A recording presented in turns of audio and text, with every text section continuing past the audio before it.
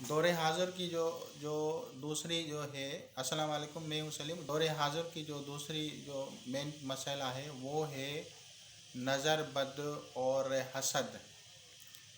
लोग अक्सर समझते हैं कि जादू है, सहर है, ये है, लेकिन अक्सर औकात नज़र बद और सहर भी, नज़र बद और हसद भी होता है।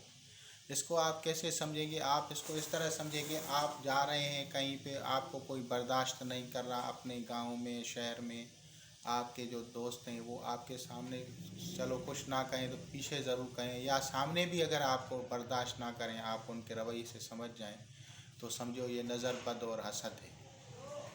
फिर उसका इलाज अलहदा से होता है। ये नहीं है कि आप जादू का इलाज करें, जादू अलहदा है, नज़र बद अलहदा है।